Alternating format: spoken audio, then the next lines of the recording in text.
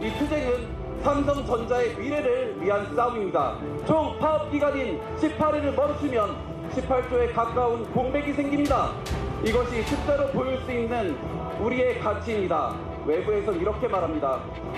이미 많이 받고 있으면서 더 돈 달라고 한다. 저는 그 말에 이렇게 대답하겠습니다. 가장 중요한 산업에서 일하는 인력에게 정당한 보상이 없다면 그 누가 미래를 책임지겠습니까? 반도체 슈퍼사이클의 성과 도대체 누가 가져가고 있습니까? 이재용 회장의 주식은 수십조 폭등했고 경영진은 수십억 보너스와 자사주 잔치를 벌이고 있습니다.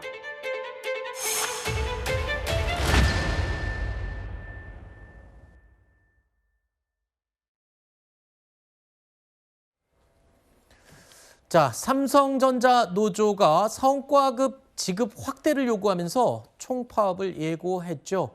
다음 달 21일입니다. 이재용 회장 자택 앞 집회도 예고된 상황입니다. 자, 지금 굉장히 특이한 상황이죠. 일단 노조의 파업 집회는 이미 예상이 돼 있었던 부분이고요. 같은 날 이재용 회장의 집 앞에서도 집회가 예정이 된 겁니다. 일단은 노조 파업이야말로 종종 있는 일이니까요. 네. 그런데 주주가 노조 파업과 맞대응으로 파업을 한다? 네. 굉장히 이례적인 상황 아닌가요? 네, 그렇죠. 그러니까 이게 노사 갈등이 어떻게 보면 주주 운동으로 확산된 되게 이례적인 케이스로 볼 수 있겠고요. 네. 말씀드린 대로 이제 이런 적이 없었습니다. 근데 이제 이번에 삼성전자 노조가 이제 파업을 추진을 하면서 나타나기 시작한 현상인 건데, 지난 23일 그 평택 캠퍼스에서 이제 노조가 대규모 결의대회 가졌을 때도 주주 단체가 이제 반대 집회를 열었었죠. 이유는 이거였습니다. 노조의 네. 무리한 요구가 주주 재산권을 침해한다라는 입장을 발표를 했었죠. 지금 현재 삼성전자 노조는 영업이익 15%를 이제 성과급으로 요구하고 있고, 제일 중요한 건 상한제를 폐지해달라라고 이제 회사 측에 요구를 하면서 현재 총파업을 예고하고 있지 않습니까? 이 부분이 지금 주주들에게는 노조가 너무 무리한 요구를 하고 있다라고 보고 있는 거고, 네. 이게 이제 어떤 식으로 결론을 내느냐에 따라서 앞으로 다른 노조들의 움직임, 결정에도 상당한 영향을 미칠 것으로 보입니다. 네. 일단 주주들이 노조 파업에 반대해서 집회를 하는 것 자체가 좀 특이한 상황이기도 한데, 그만큼 또 주주들 입장에서는 이 파업으로 인해서 공장이 가동이 중단될 경우에 볼 수 있는 피해를 굉장히 우려하고 있다면서요? 네. 어느 정도 피해 규모를 예상하고 있는 겁니까? 노조가 제시하는 피해액이 하루 파업하면 1조 원 손실이라. 하루에 1조 원이요? 네. 왜냐하면 이제 올해 삼성전자가 연간 300조 원의 영업이익을 남길 것으로 현재 예상이 되고 있죠. 네. 그러면 단순 산술해 보면 1년에 365일이니까 정말 하루 파업한다면 뭐 1조 원 정도의 손실이 가능하겠죠. 근데 이제 이거는 어떤 방식으로 측정을 하느냐에 따라 달라지긴 하는데, 눈에 보이지 않는 비용까지 감안한다면 그 어허. 이상일 수도 있다라고 얘기가 나오고 있어요. 그러니까 반도체 생산 라인의 특성상 멈추면 손해가 커지거든요. 그러니까 조금 느려지는 건 괜찮지만 네. 아예 멈춰버릴 경우에는 그렇죠. 이게 단순히 온오프가 아니라 반도체 생산 라인을 24시간 가동해야 정상적으로 운용되도록 설계가 돼 있고, 네. 우리가 만나본 이 칩 하나가 만들어지기까지는 이 수개월간의 연속된 생산 공정들이 연속적으로 이루어져야 돼요. 네. 근데 멈추게 되면 일단 수율이 떨어집니다. 그리고 중간에 만들던 웨이퍼 같은 것들을 버려야 되거든요. 그렇군요. 뭐 그런 것들도, 그리고 고객사에 대한 납기를 못 맞추는 문제, 이런 것들까지 다 감안을 해야 되겠죠. 알겠습니다. 그럼에도 불구하고 오늘 오전에 뉴스 시작하기 전에 제가 확인해 봤더니 하이닉스와 삼성전자 주가는 오늘 굉장히 많이 오르고 있더군요. 글쎄요, 파업에 대해서 그렇게 심각하게 보지 않는 건지 그것도 궁금합니다. 좀 더 지켜보겠습니다. 자, 일단 노사 갈등 속에 삼성전자의 상반기 신입 공채가 진행 중입니다. 그런데요, 삼성 이재용 회장이 5년 동안 6만 명을 채용하겠다, 이렇게 약속을 이행하면서 너도 나도 삼성 가자라고 모여들고 있다고 합니다. 먼저 과거 발언 들어보시죠. 지금 경제 상황이 녹록치만은 않은데, 지난 9월 달에 약속드린 대로 향후 5년간 매년 6만 명씩 국내에서 고용을 하겠습니다. 또 R&D도 포함해서 국내 시설 투자 더욱 적극적으로 해나가겠습니다. 지금 4대 그룹 가운데 유일하게 공채 제도를 유지하고 있는 게 삼성이다. 뭐 이런 얘기도 들리던데 일단은 얼마 전에 SK 하이닉스 고시 한익고시라고 해갖고 공장에서 일하는 우리 직원들 뽑는데 막 너도나도 들어가려고 한다는 얘기를 저희도 했었거든요. 근데 네. 야, 이 삼성공채 저렇게 고집스럽게 가져가는 이유가 있나요?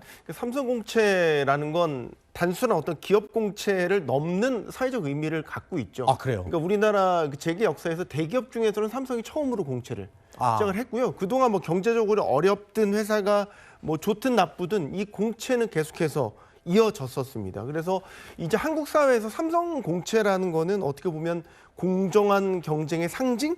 그다음에 계층이 어떻게 보면 순수한 노력을 통해서 이뤄낼 수 있는 계층 이동 사다리의 어떤 상징적인 것으로 이제 여겨지고 있기 때문에 네. 삼성 입장에서도 삼성도 하나의 큰 브랜드지만 삼성 공채라는 것도 어떻게 보면 하나의 브랜드로 가져가는 부분이거든요. 네. 그리고 앞서 봐주셨지만 이재용 회장도 계속해서 공채를 통해서 공정한 경쟁을 통해서 인력 채용을 하겠다는 약속을 해왔기 때문에 네. 이런 약속의 이행 과정이라고도 볼 수 있겠습니다. 알겠습니다.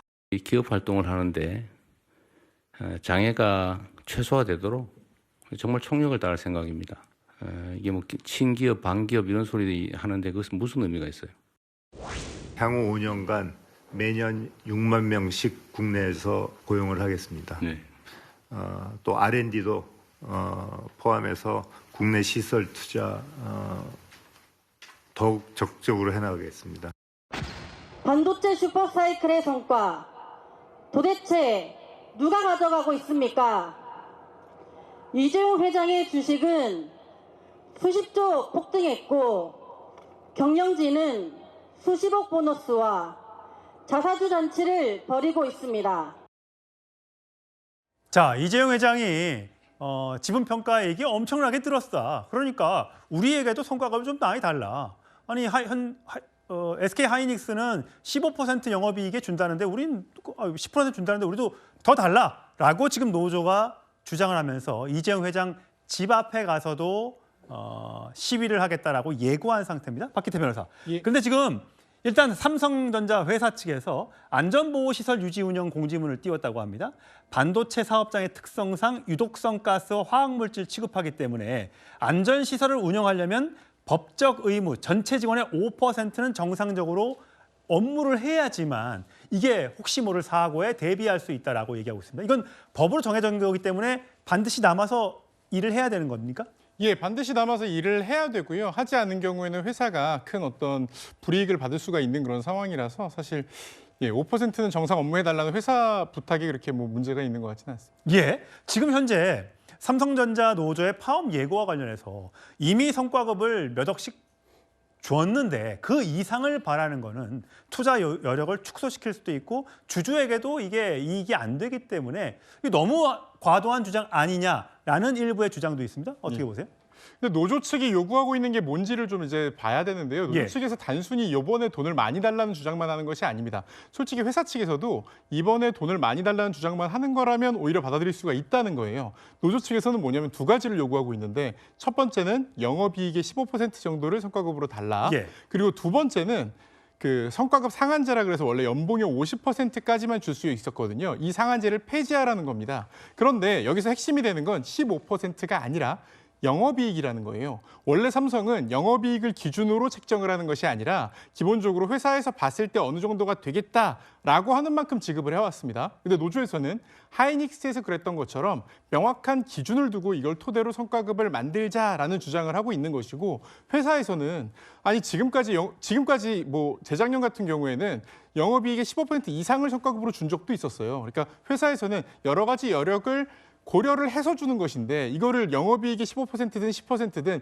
일률적으로 정하는 것 자체가 나중에 문제다라고 얘기를 하고 있는 이런 것이죠. 예. 그래서 사실은 금액을 주는 게 얼마가 주느냐가 지금 계속 논점이 왔다 갔다 하고 있는데 실제로는 좀 궁극적으로 어떻게 이 큰 이익이 났을 때 이런 이익을 배분하느냐에 대한 근본적인 어떤 다툼이 있는 이런 상황이라고 하겠습니다. 예, 정건희 대변인. 사실 뭐 노사 간에 이견이 있을 수 있고 그걸 정리해가는 과정이 필요하죠. 그런데 이제 일부 투자자들이나 일부 주주들 뭐 이런 사람들은 아니 파업을 예고하고 파업으로 이게 협박을 하면 네. 이거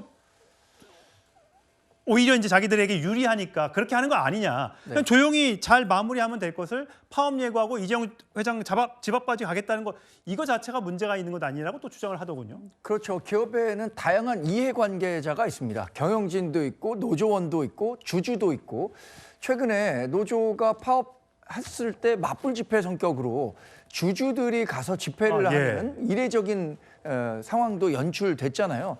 저는 이런 다양한 이해관계자들의 접점을 찾아야 하는 노력이 필요하다고 생각합니다. 지금 반도체 메가사이클, 슈퍼사이클을 넘어서 메가사이클이라고 얘기하잖아요. 그러나 누구나가 알고 있는 것처럼 반도체는 사이클, 업황이라는 것이 굉장히 짧게 진행됩니다. 지금 수십 조의 이익을 낸다고 하지만 당장 4, 5년 후에는 어느 정도의 이익을 낼지 또는 손실을 낼지도 모르는 상황에서 지나치게 많은 금액의 성과급을 노조원들이 요구하는 것에 대해서 과연 어떻게 받아들일 수 있는가, 이 부분에 대해서는 노조원분들도 생각을 해보셔야 할 것 같고요. 이게 노조 파업에 따른 경제적 손실이 이만저만한 금액이 아니에요. 천문학적인 금액이 듭니다. 그렇다면 그 전 단계에서 접점을 만들기 위해서 노조도 한 발 양보하는 그런 노력이 필요하겠죠. 노사 화합이 절실한 때입니다.